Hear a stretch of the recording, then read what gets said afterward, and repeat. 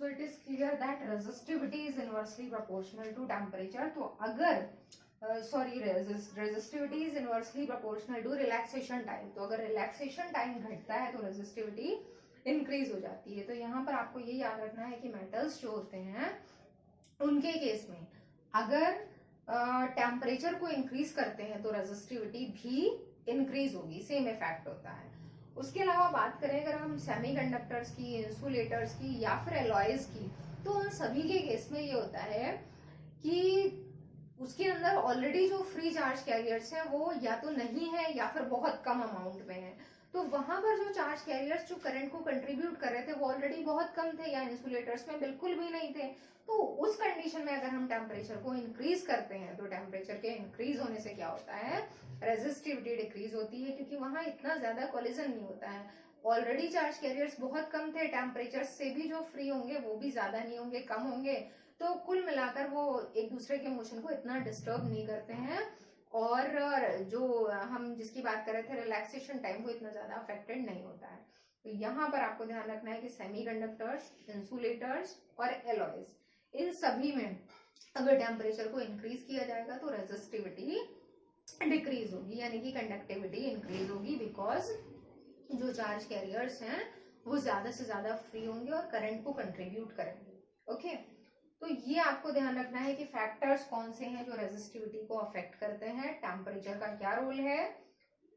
उसके बाद में रेजिस्टिविटी की यूनिट, ऐसा यूनिट मैंने आपको बता दी थी वो मीटर। रेजिस्टिविटी की डेफिनेशन जो है वो दो आपको पता है, एक वो नेचर ऑफ द मटेरियल है और दूसरी डेफिनेशन जो है वो रिलेशन से बनती है। अब इसके बाद में कुछ और ऐसे छोटे छोटे टॉपिक्स हैं जो आपको यहाँ पर स्टडी करने हैं। जैसे कुछ टॉपिक्स आपके जो है वो, उन टॉपिक्स में सबसे पहले आता है रेजिस्टिविटी के बाद में कंडक्टेंस। तो कंडक्टेंस एक्चुअली क्या होती है, तो कंडक्टेंस जो है that is opposite of resistance. Conductance जो है वो रेजिस्टेंस से बना है, तो रेजिस्टेंस का मतलब होता है ऑपोजिशन टू इलेक्ट्रिक करंट। तो कंडक्टेंस का मतलब कंडक्टिविटी, कंडक्टेंस का मतलब हुआ कि the ease through which by which the electric current flows in the circuit, यानी कि इलेक्ट्रिक करंट का जो इजिली फ्लो होना है वही कहलाता है कंडक्टेंस। तो कंडक्टेंस जो है that is the reciprocal of resistance. Conductance का सिंबल हम यूज करते हैं G, और वो क्या होती है, रेजिस्टेंस का reciprocal. G is equal to 1/R। तो अगर आपको कंडक्टेंस फाइंड करनी है तो रेजिस्टेंस का रेसिप्रोकल कर सकते हैं। अब जो यूनिट है, क्योंकि रेजिस्टेंस की यूनिट ओम होती है तो कंडक्टेंस की यूनिट ओम इनवर्स, या फिर आप लिख सकते हैं इसको रिवर्स करके मो। तो मो इसकी यूनिट होती है या फिर ओम इनवर्स। इसी तरह से एक टॉपिक आता है आपका रेजिस्टिविटी, कंडक्टेंस और फिर कंडक्टिविटी। तो जैसा कि अभी आपने स्टडी किया है रेजिस्टिविटी, तो उसी तरह से कंडक्टिविटी क्या होती है, तो कंडक्टिविटी का सिंबल जो है वो सिग्मा होता है। Conductivity is the reciprocal of resistivity. Resistivity का अपोजिट जो है रेसिप्रोकल जो है दैट इज कंडक्टिविटी। और इसकी यूनिट क्या होगी, क्योंकि इसकी यूनिट जो है वो ओम मीटर होती है, तो इसकी यूनिट हम लिख सकते हैं ओम इनवर्स मीटर इनवर्स या ओम मीटर होल इनवर्स। तो ये आपका टॉपिक जो है कंडक्टिविटी है। फिर कुछ चीजें और अगर आप स्टडी करें, जैसे कि रेजिस्टिविटी की बेसिस पे अगर आप जो डिफरेंट टाइप के मटेरियल्स हैं, यानी कि कंडक्टर्स, इंसुलेटर्स और सेमीकंडक्टर्स को रेजिस्टिविटी की बेसिस पे अगर आप डिफरेंशिएट करें, रेजिस्टिविटी की बेसिस पे तीनों में क्या डिफरेंस होता है, तो हमेशा याद रखिएगा कि जो कंडक्टर्स हैं उनको कंडक्टर्स इसीलिए बोला जाता है कि उनकी रेजिस्टिविटी जो है वो बहुत लो होती है, सबसे कम रेजिस्टिविटी होती है। तो कंडक्टर्स के लिए जो रेजिस्टिविटी है वो 10⁻⁻8 से लेकर 10⁻⁻6 ओम मीटर की वैल्यू होती है रेजिस्टिविटी की। तो माइनस पावर शो कर रही है, बहुत कम वैल्यू है। और जो आपके जो कंडक्टर्स यूज किए जाते हैं, जिनके वायर्स बने होते हैं, यानी कि कॉपर, एल्यूमिनियम, इनकी रेजिस्टिविटी बहुत कम होती है। और इनके कंपैरिजन में जो आपके ऐसे मटेरियल्स हैं जिनकी रेजिस्टिविटी ज्यादा होती है, जिनको heating effect of electric current के एप्लीकेशन के पर्पज से यूज किया जाता है, जैसे अगर बात करें नाइक्रोम की, तो नाइक्रोम जो है उसकी रेजिस्टिविटी 60 टाइम्स ज्यादा होती है in comparison to copper and aluminium. Okay, तो इसीलिए नाइक्रोम जो है वो यूज किया जाता है heating effect of electric current में हीटर का एलिमेंट बनाने में। अब इसके साथ में जो इंसुलेटर्स होते हैं, नॉन कंडक्टर्स जो होते हैं, नॉन मेटल्स जो होते हैं, उनकी रेजिस्टिविटी बहुत हाई होती है। और लगभग कितनी होती है, तो उनकी रेजिस्टिविटी 10⁴ ओम मीटर से ज्यादा होती है, और उससे भी बहुत ज्यादा हो सकती है। जैसे कि जो आपके ऐसे मटेरियल्स हैं जैसे रबर है, रेजिन है, इनका यूज जो है वो करंट को ब्लॉक करने के काम में होता है। 2 पॉइंट्स के बीच में अगर करंट ब्लॉक करनी है तो इनको यूज कर सकते हैं। तो इनकी रेजिस्टिविटी लगभग 10⁻14 से 10⁻16 ओम मीटर तक हो सकती है। तो ये हैं आपके नॉन कंडक्टर्स। उसके अलावा सेमी कंडक्टर्स जो हैं उनकी रेजिस्टिविटी जो है वो वेरी करती है टेम्परेचर के साथ में। अगर टेम्परेचर बढ़ाएंगे रूम टेम्परेचर पे ये इंसुलेटर्स हैं, और अगर टेम्परेचर इंक्रीज करते हैं तो इनकी रेजिस्टिविटी डिक्रीज होती है। तो इनकी रेजिस्टिविटी कहाँ से कहाँ तक होती है, तो ये 10⁻⁻8 सबसे कम हो सकती है, और सबसे ज्यादा अगर बात करें तो 10⁻4 ओम मीटर या उससे भी ज्यादा हो सकती है रेजिस्टिविटी, किस कंडीशन में, अगर हम टेम्परेचर को कम करते हैं। तो ये जो है आपके सेमीकंडक्टर्स कहलाते हैं, और मोस्टली इनमें जो है जर्मेनियम और सिलिकॉन ऐसे सेमीकंडक्टर्स हैं जिनका यूज बहुत ज्यादा किया जाता है। और आगे आप सेमीकंडक्टर्स जो आपकी एक यूनिट है इलेक्ट्रॉनिक डिवाइसेस में, वहां आप इसको वाइडली स्टडी करेंगे। तो ये रेजिस्टिविटी की बेसिस पे डिफरेंस है इन मटेरियल्स के बीच में। अब इसके बाद एक बहुत इंपॉर्टेंट टॉपिक आपका स्टार्ट होने जा रहा है, and that important topic is what, resistors. और रेजिस्टर्स में आपको क्या स्टडी करना है, कार्बन रेजिस्टर्स। तो सबसे पहले तो रेजिस्टर्स, जो वर्ड है रेजिस्टर, वो किससे बना है, रेजिस्टेंस से या रेजिस्टिविटी से। तो ऑब्वियसली ये वो डिवाइसेस हैं, ये वो चीजें हैं, वो वायर्स हैं। रेजिस्टर मीन्स मोस्टली वायर्स ही कहलाते हैं, जो जिनका यूज होता है रेजिस्टेंस को प्रोवाइड करने में। जो रेजिस्टेंस प्रोवाइड करते हैं वो रेजिस्टर्स कहलाते हैं। ओके, तो रेजिस्टर्स का मतलब वो डिवाइसेस जिनमें रेजिस्टेंस होता है। और मोस्टली मैंने आपसे कहा था कि जितनी भी डिवाइसेस होती है क्योंकि सभी वायर्स से मिलकर बनी होती है, तो सभी में रेजिस्टेंस होता है। तो रेजिस्टर्स को सबसे पहले आपको डिफाइन करना है। तो रेजिस्टर का यूज क्या है, क्या पर्पस है, इसको क्यों यूज करते हैं। तो रेजिस्टर का मतलब जहां भी आपको करंट की वैल्यू को कम करना है और करंट को या फिर ब्लॉक करना है, तो वहां पर इनका यूज करना पड़ेगा। तो रेजिस्टर्स को जो है वो 2 पार्ट्स में डिवाइड किया गया। पहले के टाइम में जो रेजिस्टर यूज होते थे वो अलग थे, और अब के टाइम में जो रेजिस्टर यूज हो रहे हैं वो डिफरेंट है। तो पहले के टाइम में जो रेजिस्टर यूज होते थे उनका नाम था wire bound resistors, wire bound. और अब के टाइम में जो यूज हो रहे हैं वो कहलाते हैं कार्बन रेजिस्टर्स। ओके, तो वायर बाउंड एंड कार्बन। तो सबसे पहले डिस्कस कर लेते हैं कि जो वायर बाउंड रेजिस्टर्स हैं वो क्या होते हैं। तो वायर बाउंड रेजिस्टर्स जो हैं वो पहले के टाइम में यूज होते थे, और उनको कैसे डिजाइन किया जाता था, कैसे बनाया जाता था। तो वायर बाउंड रेजिस्टर्स जो हैं आपके, उनमें कुछ जो एलॉयज होती थी जो हाई रेजिस्टेंस प्रोवाइड कर रही हैं, तो उन एलॉयज के वायर्स को, उन एलॉयज से बने हुए वायर्स को जो है वो एक इंसुलेटिंग बेस के ऊपर इस तरह से रैप कर दिया जाता था। जैसे कि आपने लगभग सोलेनॉइड बनाने का, जो सोलेनॉइड का कंस्ट्रक्शन पढ़ा है उस तरह से। तो ये एक इंसुलेटिंग बेस है, और इस इंसुलेटिंग बेस के ऊपर जो एलॉयज हैं उनसे उन बने हुए वायर्स को इस तरह से रैप कर देते थे। तो ये भी जो है वो रेजिस्टेंस प्रोवाइड करने का ही काम करते थे।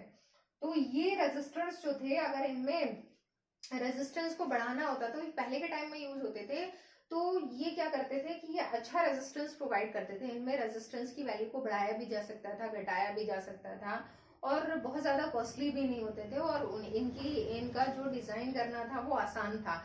लेकिन फिर भी कुछ प्रॉब्लम्स थी इनके साथ में, जिसकी वजह से इनको ज्यादा यूज नहीं किया गया। बल्कि कहें तो जो इलेक्ट्रॉनिक डिवाइसेस आजकल बन रही हैं उनमें इनको यूज नहीं किया जा सकता था, क्योंकि इलेक्ट्रॉनिक डिवाइसेस में बहुत हाई रेजिस्टेंस की भी जरूरत पड़ सकती है, क्योंकि वहां पर बहुत स्मॉल करंट, कुछ सेंसिटिव कंपोनेंट्स हैं जिनमें स्मॉल करंट फ्लो करानी है। तो उनके लिए जो दूसरे टाइप के रेजिस्टर्स बने वो कार्बन रेजिस्टर्स थे। तो इनकी जो ड्रॉबैक थी वो ये थी कि इनमें अगर रेजिस्टेंस की वैल्यू को बढ़ाना है, हाई रेजिस्टेंस करना है, तो आपको पता है रेजिस्टेंस जो है वो डिपेंड करता है लेंथ पे। Resistance is directly proportional to length. तो अगर रेजिस्टेंस बढ़ाना है तो ये जो वायर हम रैप कर रहे हैं इसकी लेंथ बढ़ानी पड़ेगी, ज्यादा बड़ा वायर लेना पड़ेगा। तो जो साइज है इनका ऑटोमेटिकली वो बढ़ जाता है, और पॉसिबल भी नहीं था कि इतना बड़ा जो है वो रजिस्टर बनाकर तैयार करें जहां भी उसको यूज करना। तो इनकी इस ड्रॉबैक की वजह से जो आगे रजिस्टर दूसरे यूज होने लगे वो कार्बन रजिस्टर्स थे। और कार्बन रजिस्टर्स की एडवांटेजेस क्या थी उससे पहले हम ये डिस्कस कर लें कि कार्बन रजिस्टर्स जो हैं वो किस तरीके के होते हैं, उनको डिजाइन कैसे किया जाता है, वो दिखने में कैसे होते हैं। तो कार्बन रजिस्टर्स को बनाने के लिए क्या होता था कि कार्बन ब्लैक और क्ले इनका यूज होता था। तो इनको जो है वो क्या किया जाता था, कार्बन ब्लैक, क्ले और रेजिन बाइंडर को मिक्स करके और टेम्परेचर प्रोवाइड करके इनको जो है वो मिक्स किया जाता था, मोल्ड किया जाता था, और इनको एक सिलेंड्रिकल शेप में लिया जाता है इस तरह से। तो ये जो सिलेंड्रिकल शेप में आते हैं फिर बाद में इनको प्लास्टिक या सेरेमिक जैकेट में क्लोज कर दिया जाता है। तो इस तरह का इनका स्ट्रक्चर होता है। ये दो इनके जो है वो टर्मिनल्स है जिसकी हेल्प से इन्हें कनेक्ट किया जा सकता है, और इनके ऊपर जो है ये छोटी छोटी पतली स्ट्रिप्स बनी होती हैं। और ये स्ट्रिप्स कैसी होती हैं और कितनी होती हैं, तो ये स्ट्रिप्स जो हैं ये कलरफुल होती हैं, कलरफुल स्ट्रिप्स इनके ऊपर लगी होती हैं। और ये स्ट्रिप्स लगभग क्वांटिटी में एटलीस्ट 3 या तो 3 होंगी या फिर 4 होंगी। कभी कभी 4th वाली जो स्ट्रिप है वो मिसिंग भी हो सकती है। तो ये स्ट्रिप्स जो है वो क्या काम करती हैं, इन स्ट्रिप्स की हेल्प से ही रेजिस्टेंस को जो है वो हम कैलकुलेट कर सकते हैं कि ये जो कार्बन रेजिस्टर है इसका कितना रेजिस्टेंस है। तो ये जो कार्बन रेजिस्टर है, सबसे पहले तो इनका डिजाइन मैंने आपको बता दिया, इस तरह से ये बनाए जाते हैं। तो एक्चुअली इनकी डिजाइनिंग और ये सारी चीजें पूछी नहीं जाती हैं, लेकिन फिर भी आपको पता होना चाहिए कि कार्बन रेजिस्टर कैसे बनते हैं, क्या होते हैं और एडवांटेजेस क्या हैं। तो एडवांटेजेस बहुत सारी हैं इनकी। सबसे पहले तो ये जो है वो फ्यू ओम्स से लेकर मिलियन ओम्स तक का रेजिस्टेंस प्रोवाइड कर सकते हैं। दूसरी बात, इनकी जो डिजाइनिंग है वो आसान है। दूसरी और नेक्स्ट थिंग ये है कि इनमें इनके लिए जो मटेरियल्स चाहिए वो उतने कॉस्टली नहीं है, तो ये चीप है, इनको बनाना आसान है और कॉम्पैक्ट साइज्ड है। तो ये साइज इनका बहुत बड़ा नहीं होता है। जैसे हमने देखी ड्रॉबैक वायर बाउंड रेजिस्टर्स की, तो इनमें आप जो है सिंपली जो चेंजेस करने हैं इंटरनल चेंजेस करके और इनका रेजिस्टेंस जो है वो बढ़ा सकते हैं, घटा सकते हैं। वायर या इस तरीके की कोई चीज नहीं है जिसकी लेंथ यहाँ पर बढ़ाना पड़े। तो इन एडवांटेजेस की वजह से कार्बन रेजिस्टर्स का यूज जो है वो ज्यादा होता है। अब कार्बन रेजिस्टर जो टॉपिक है उसमें कार्बन रेजिस्टर्स क्या होते हैं आपसे ये पूछा जा सकता है, और या फिर जो क्वेश्चन है वो जो मोस्टली आता है वो है इसका न्यूमेरिकल। तो जो अभी मैं बात कर रही थी कि इस तरह की स्ट्रिप्स बनी होती है, तो ये जो कलरफुल स्ट्रिप्स हैं 3 कलरफुल स्ट्रिप्स होती हैं, और 4th वाली जो है वो या तो सिल्वर होगी या फिर गोल्ड होगी, सिल्वर कलर होगी या गोल्ड होगी। और या एक कैसी हो सकता है कि स्ट्रिप हो ही ना। तो ये वाली जो 4th वाली स्ट्रिप है उसका रोज जो है वो थोड़ा डिफरेंट होता है, वो एरर को या टॉलरेंस को शो करती है। तो बाकी की जो 3 स्ट्रिप्स हैं उनकी हेल्प से हम क्या करते हैं, टोटल रेजिस्टेंस कितना है कार्बन रेजिस्टर का ये फाइंड आउट कर सकते हैं। तो टोटल रेजिस्टेंस फाइंड करने के लिए क्या मेथड है, कैसे लिखा जाता है, तो यहाँ पर अब आप जो है वो लिखेंगे कि calculation of resistance through a carbon resistor. तो उसके लिए एक टेबल यहाँ पर बनानी पड़ती है, और उस टेबल की हेल्प से इसको कैसे फाइंड करेंगे। तो लुक एट दिस टेबल। तो ये टेबल सबसे पहले आप इस तरीके से बनाएंगे। इसमें जो नंबर ऑफ कलर्स होते हैं वो मैं यहाँ लिख दे रही हूँ, कलर्स, और कलर्स के साथ में लेटर, कौन से लेटर्स लिखेंगे, क्योंकि कलर्स का सीक्वेंस याद रखने के लिए आपको लेटर्स याद रखना जरूरी होगा। तो कलर्स, लेटर्स, उसके बाद में यहाँ पर आता है नंबर्स, और नंबर्स के बाद में मल्टीप्लायर्स यानी कि 10 की पावर मल्टीप्लायर्स, और उसके बाद में जो लास्ट वाला आपका बैंड है वो आता है।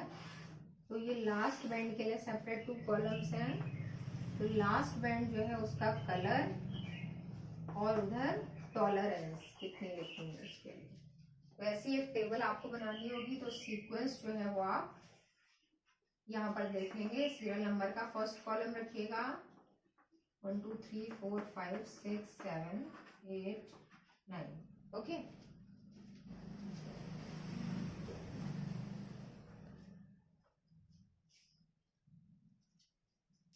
तो अब इस टेबल में आपको क्या करना है, अब यहाँ पर सबसे पहले तो लेटर्स में लिख देती हूँ, सीक्वेंस कैसे याद रखना है that I will tell you. तो ये है BB ROY,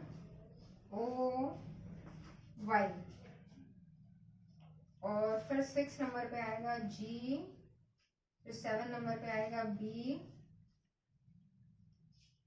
फिर यहाँ आएगा V, और फिर G, और ये 10th नंबर एक और आएगा, और 10th नंबर पे आएगा आपका